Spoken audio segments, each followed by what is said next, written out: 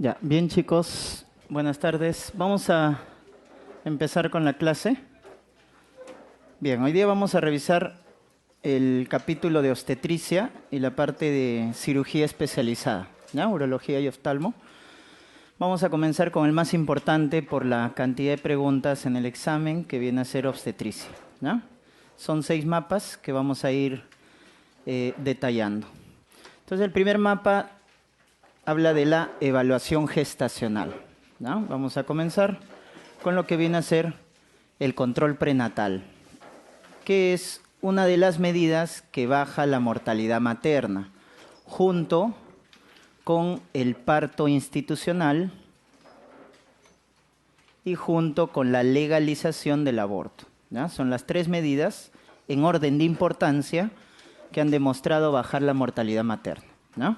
Control prenatal, parto institucional y la legalización del aborto. Acá recuerden algunos datos, 3 características del control: precoz, periódico e integral.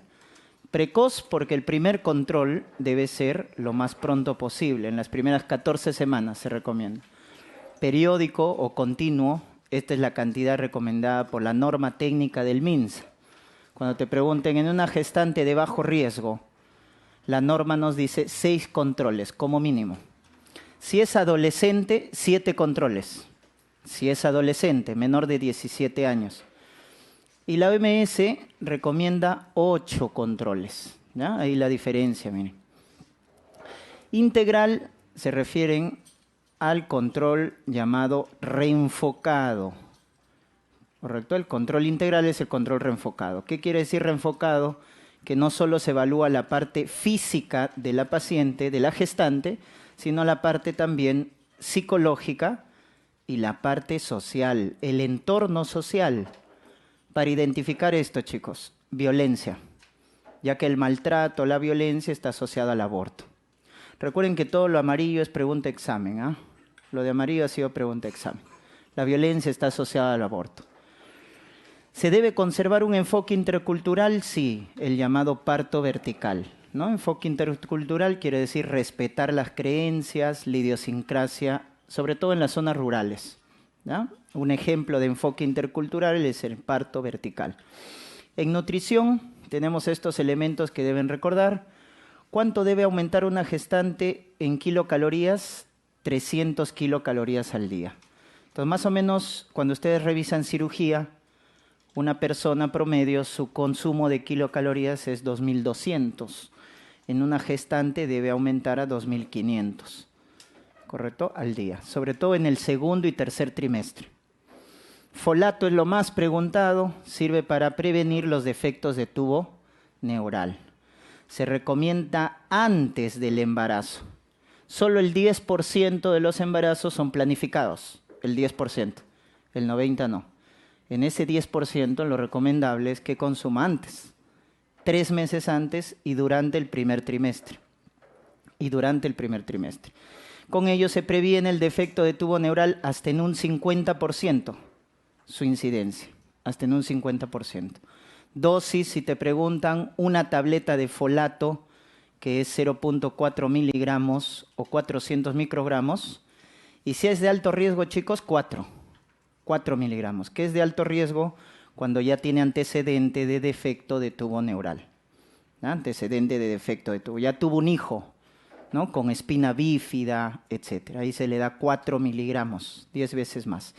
Hierro para prevenir la anemia ferropénica. Según ENDES 2018, ¿cuántas gestantes tienen anemia en el Perú? 30%. 30% de las gestantes tienen anemia en el Perú. Por eso esta recomendación. Se debe iniciar a partir de las 14 semanas una tableta de sulfato ferroso. ¿Y cuánto provee de sulfato ferroso una tableta? 60 miligramos de hierro elemental. De esa manera prevenimos. Si es de alto riesgo es cuando no tiene control prenatal y acude en el último trimestre a su control. No ha hecho control, viene en el último trimestre cercano al parto, hay que darle el doble, 120 miligramos. 120 miligramos, ¿estamos? Ya está. Entonces, Eso es con respecto a folato, hierro. ¿Cuánto debe aumentar de peso una gestante si su índice de masa es normal de 11,5 a 16? Promedio 12 kilos. ¿No? Promedio 12 kilos. Si es una gestante obesa, IMS más de 30, debe ganar de 6 a 7 kilos. O sea, debe ganar menos peso, ¿no? Si es obesa, debe ganar 6 a 7 kilos. Si su índice de masa es normal, 12 kilos en promedio, de 11,5 a 16. Esto lo conocen bien, lo vamos a ver en banco de preguntas con los ejercicios, pero recuerden, el A es gestación actual, número de gestaciones actuales, incluida la actual, ¿ya? Acá la paridad es el número de partos, ¿no? A término, más de 37, prematuro, menos de 37, y acá colocamos los muertos, ¿no? En el de aborto, ectópico, mola, ¿correcto? Y el último es hijos nacidos vivos, ¿no? Eso lo vamos a ver en el ejercicio. Pero recuérdate que en un embarazo doble, que es donde más se confunden, es una gestación y 2 partos, ¿ya? El embarazo doble es un embarazo, pero 2 partos, ¿ya? Es ahí donde más se confunde. La regla de Naillet sirve para calcular la fecha probable de parto. Agarro la fecha de última regla, le sumo 7 días y le resto 3 meses. Con eso calculo la fecha probable de parto. Recuerden el término de Four confiable. ¿Cuándo una fecha de última regla es confiable? Cuando la gestante se acuerda la fecha exacta, ¿no es cierto? Tiene ciclos regulares y no ha tomado anticonceptivos antes de quedar embarazada. Esa es una fecha de última regla confiable. Se acuerda la fecha exacta, es regular y no consume anticonceptivos antes de quedar embarazada. La regla de McDonald nos habla de la relación de la edad gestacional con la altura uterina. Ahí está la fórmula, miren. ¿Y dónde hay más relación? Pregunta de examen. A partir de las 20 semanas. Y chicos, en las 20 semanas, ¿la altura uterina dónde llega? Ombligo, correcto. A partir del ombligo en adelante es donde tiene más relación. En 20 a 34 semanas, la edad gestacional es igual a la altura uterina. Es donde tiene mayor relación. Causas de altura uterina aumentada, feto en longitudinal, polidramnios, macrosómico, mola múltiple, ¿no? Lógico, eso da altura aumentada. Disminuido, feto en transverso, oligohidramnios, RCU, óbito. Recuerden, oligohidramnios es un hila menos de 5, pozo mayor menos de 2. RCU, percentil por debajo de 10. Polidramnios, hila más de 25. Pozo mayor más de 8 centímetros, ¿verdad? Hila más de 25 centímetros, pozo mayor más de 8, polidramnios. Macrosómico en Perú es ponderado fetal más de 4 kilos. Porque para los americanos es más de 4,5 kilos. Pero para el Perú, más de 4 kilos, ¿no? Esto es lo que también preguntan frecuentemente. Leopold, a partir de las 26 semanas, se debe evaluar las maniobras de Leopold. Ahí está. La primera maniobra, altura uterina, porque va al fondo, miren. La segunda maniobra, posición. Recuerden, posición, ¿qué es? Dorso, ¿verdad? El dorso del fetito, la espaldita. ¿Dónde está la espalda? Situación es con la primera y la segunda. Situación es cuando te hablan de los ejes. Eje de la madre con el eje del feto, ¿no? Tercera maniobra determina la presentación y la cuarta el encajamiento, ¿no?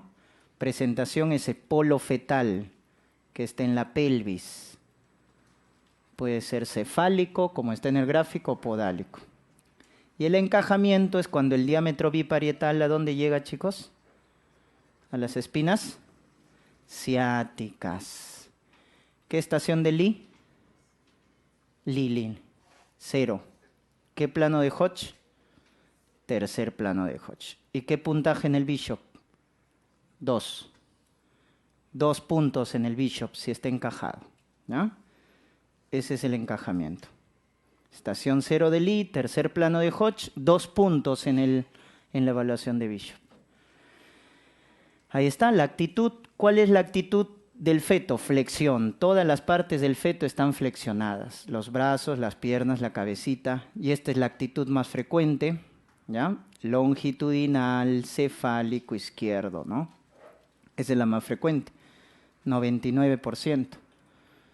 Entonces, ¿qué es longitudinal? Situación, que es los ejes, le dije. Eje de la madre con el eje del feto. Lo normal es longitudinal, lo alterado es transverso. Presentación, polo fetal que está en la pelvis. ¿Cuál es lo normal? Cefálico. ¿Cuál es lo alterado? Podálico. Por eso un podálico, un traverso, ¿a dónde va? Cuando llega a término. Se recomienda la cesárea. Podálico, transverso, cesárea. Ya no se hacen problemas. Posición, el dorso. El dorso, la espaldita del bebito, ¿no? Derecho, izquierdo. Entonces acá está, miren.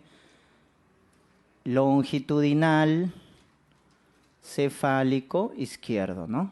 Esta es la actitud más frecuente. Lo que están viendo en el gráfico es longitudinal, cefálico, izquierdo, que es lo más frecuente. Punto de referencia, cuando está cefálico de vértex, que es lo normal, el punto de referencia es occipucio, fontanela menor, fontanela posterior también le llaman, o fontanela lambdoidea también, tiene todos esos nombres, ¿ah? Occipucio, fontanela menor, posterior o lambdoidea. Ahí está lo que les mencionaba, cuando decimos que está encajado, cuando el diámetro biparietal llega a las espinas ciáticas. Eso es encajado. Según las estaciones de Lee, 0, tercer plano de Hodge, 2 puntos en el Bishop, ¿no? ¿Cuál es la variedad de posición más frecuente? Esta es la variedad de posición. Recuerden, el punto guía es el occipucio, esto de acá, el triangulito. Ese es el punto guía. ¿Y a dónde está mirando? Al hueso ilíaco izquierdo, ¿no? Y hacia pubis. Esto es pubis y esto es sacro. Entonces, ¿cuál es la variedad de posición? Occipito ilíaco izquierdo anterior. Esa es la variedad de posición más frecuente. Occipito ilíaco izquierdo anterior. Entonces tienes que acordarte la actitud más frecuente, longitudinal cefálico izquierdo, y la variedad de posición más frecuente, occipito ilíaco izquierdo anterior. Diámetros, acá tienen que aplicar memoria para que recuerden el término de pelvis estrecha. Tenemos plano superior en la pelvis, medio, inferior. En el plano superior, chicos, ¿cuál es el más importante? El de menor tamaño. ¿Quién es el de menor tamaño? El conjugado obstétrico, ese es el más importante, 10.5. Pero no puedes medir directamente el conjugado obstétrico, lo mides de forma indirecta, ¿no? ¿Por qué? Porque ¿cuál es el que evalúas en la clínica? El diagonal. Ojo, el diagonal se evalúa en la clínica con el tacto. Y el que resulta es el obstétrico, porque lo que haces es restarle 1.5. Entonces el diagonal mide 12, el obstétrico 10.5. Los conjugados son del plano superior. El medio es el biciático o interespinoso, ¿no? Porque es de las espinas ciáticas. Es el más importante del plano medio, 10.5. Y en el plano inferior el bisquiático o intertuberoso. Es lo mismo, 11 centímetros. ¿No? Bisquiático o intertuberoso, ¿no? Muy bien, entonces recuerden, en el plano superior, este es el que evaluamos en el examen físico, conjugado diagonal, 12, y le restas y obtienes este de acá, que es el más importante, ¿eh?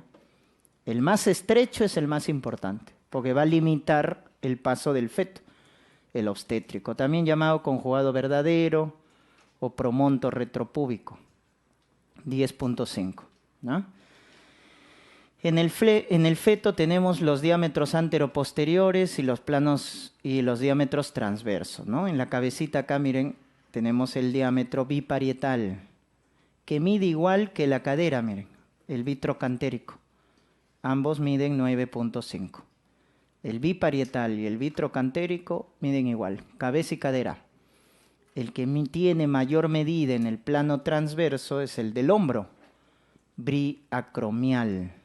12 centímetros, chicos. ¿Ya? Estos son los diámetros transversos. ¿Ah? Si te preguntan en el plano transverso, ¿quién tiene mayor medida? La del hombro, biacromial, 12 centímetros. En cambio, en el anteroposterior, en la cabeza, tenemos este es el diámetro normal, el SOP. es el que va a exponer en el parto, ¿no? Suboccipito bregmático, 9.5. Este ya está alterado. ¿Este de qué deflexión es? Primer grado, muy bien. Occipito frontal, 12 centímetros. Este es de segundo grado. ¿Cómo se llama el de segundo grado? Frente. Occipito mentoniano, 13.5.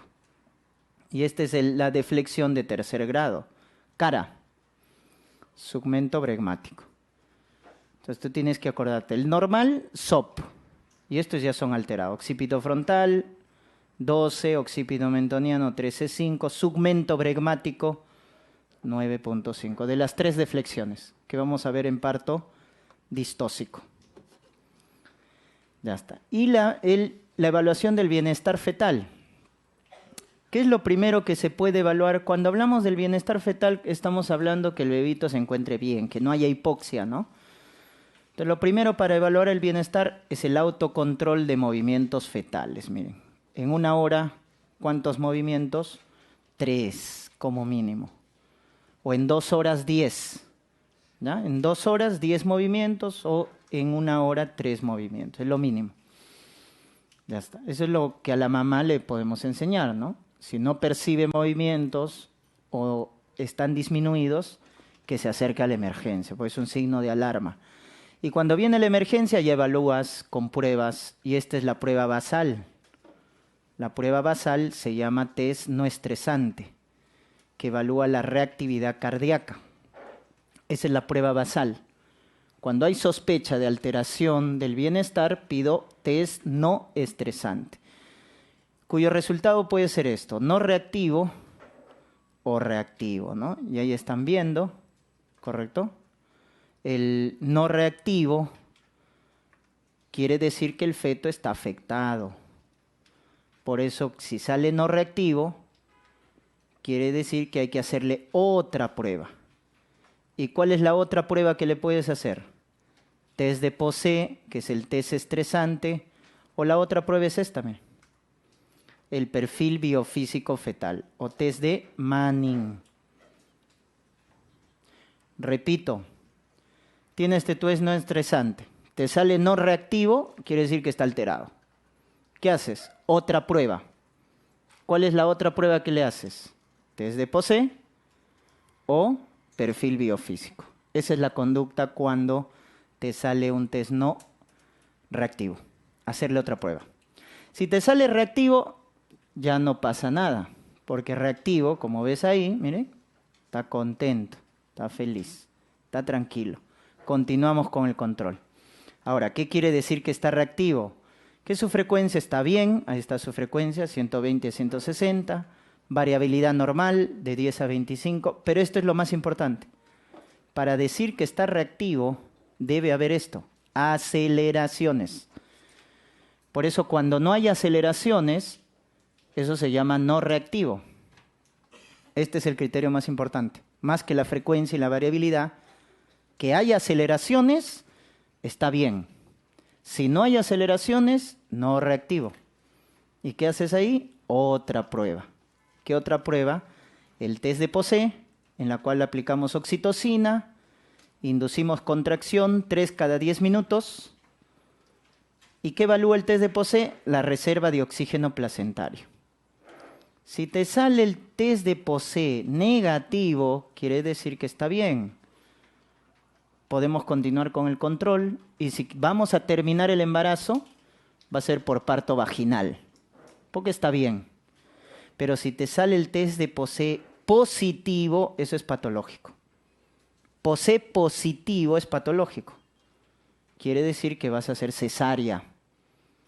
¿Y por qué un test de Posey positivo indica cesárea? Porque para que digas que sea positivo el test de Posey, ¿qué has encontrado? Desaceleración. ¿Qué desaceleración? ¿Quién indica sufrimiento fetal? El DIP2, miren, acá está. La desaceleración tardía o DIP2. Eso es un test de Posey positivo. Has encontrado un DIP2. ¿Qué es sufrimiento fetal? Hipoxia fetal, insuficiencia útero-placentaria. Te pueden cambiar de nombre, pero al final sigue siendo lo mismo, ¿no? sufrimiento fetal, hipoxia aguda, insuficiencia uteroplacentaria. ¿Y qué haces cuando encuentras DIP2? Cesárea, porque ya el feto está en hipoxia. Recuerden, la hipoxia aguda, cesárea, ya no parto vaginal, cesárea. Por eso acá encontrar DIP2, que es un test de POSE positivo, indicamos cesárea. Ahora, puede haber el DIP1, que es precoz, que es cuando se comprime la cabeza. Y eso es normal, eso es fisiológico, no pasa nada. Porque eso es normal en el parto. El 1 es normal, compresión de la cabeza. El 3 también es patológico. El 3 indica, o desaceleración variable, compresión del cordón umbilical. Compresión del cordón. También es patológico. ¿Estamos? Muy bien. Entonces, en eso consiste el test de POSE. Ahora, hay casos en el cual no puedes hacer test de POSE. Por ejemplo, si es prematuro, no puedes hacer. ¿Por qué pasa si le das oxitocina y tiene 34 semanas o 32? Vas a desencadenar parto, ¿no? Y esa es la principal causa de muerte perinatal. Entonces, si es prematuro, tiene placenta previa, no puedes hacer test de POSE. En ese caso, haces otra prueba. ¿Y cuál es la otra prueba? El perfil biofísico. Cuando no puedes hacer test de POSE, haces perfil biofísico, test de Manning, que tiene estos parámetros. Miren, acá los he ordenado de acuerdo a la afectación. Miren, ¿quién es el primero que se afecta? Latidos. Latidos cardíacos fetales. ¿Y cómo evaluábamos los latidos? La reactividad cardíaca con el test no estresante. Ese es su primer parámetro. Movimiento respiratorio, movimiento corporal, tono. Y luego el último, volumen de líquido amniótico. Chicos, estos 4 primeros se afectan en la hipoxia aguda. Y el volumen de líquido amniótico se afecta en la hipoxia crónica. Entonces, cuando te pregunten, ¿cuál es el primero que se afecta en la hipoxia aguda? Latidos. Y el último, tono. ¿Y quién se afecta en la hipoxia crónica? Volumen de líquido amniótico. Volumen de líquido amniótico. La aparición es al revés, ¿eh? El origen es al revés, ahí está entre paréntesis. ¿Quién es el primero en aparecer? Tono, porque aparece a la semana 7. Luego movimiento corporal a la semana 9, respiratorio a la semana 20 y los latidos a la semana 30. Entonces miren que el orden de afectación es al revés del origen, cómo aparecen. ¿Estamos? ¿Y cómo traducimos su puntaje? Son 5 parámetros. Si su parámetro está normal, tiene 2 puntos. Por eso este es el puntaje perfecto, miren. 10 de 10. U 8 de 10 con líquido normal. Eso está bien. Miren, continuamos con el control. Esa es la traducción del perfil biofísico. Pero si te dicen 8 de 10, acá faltó la flechita para abajo, con líquido bajo, oligohidramnios, o 6, 4, 2, acá debe ser, 2 de 10, eso ya está alterado. ¿Qué hacemos? Terminamos el embarazo. Cuando tiene ya 8 de 10 con oligohidramnios, o 6, 4, 2, 0 de 10, ya terminamos el embarazo. Ahora alguien me preguntará, ¿y cómo terminamos? ¿Por vía vaginal o por cesárea? Depende. ¿De qué depende? De si tiene hipoxia aguda. Si tiene hipoxia aguda, cesárea. Si no tiene hipoxia aguda, parto vaginal. ¿Y quién es el primero que se altera en la hipoxia aguda, chicos? Los latidos, o sea, el test no estresante. Si te dicen acá que el test no estresante estaba alterado, cesárea, porque es hipoxia aguda. Siempre que hay hipoxia aguda, DIP2, test no estresante alterado, ya eso es cesárea, porque es hipoxia aguda. Pero si te dicen test no estresante acá normal, pero ya su puntaje está bajo, terminamos pero por parto vaginal. La decisión del parto entonces es si hay o no hipoxia aguda. Si hay hipoxia aguda, cesárea. DIP2, test no estresante alterado, porque es lo primero que se altera en la hipoxia aguda. Si el test de no estresante está normal, parto vaginal. ¿Estamos? Ya está, eso tienen que recordar, ¿ah? Y estas son las categorías de la COJ. 3 categorías, ¿ya? 1 normal, porque todo está bien, latidos, variabilidad, aceleración. 2 es indeterminado, tiene taquicardia fetal. Y el 3 ya es anormal, cesárea, miren. Bradicardia. Ausencia de variabilidad. DIP2, DIP3 o el famoso patrón sinusoidal. ¿No? Esto de acá, chicos, es categoría 3 y ahí hacemos cesárea. Porque ya es hipoxia aguda. Cada vez que se afecta el latido, es hipoxia aguda. Porque el latido es el primero que se afecta cuando hay un sufrimiento fetal. ¿No? Entonces acá, cesárea. Listo.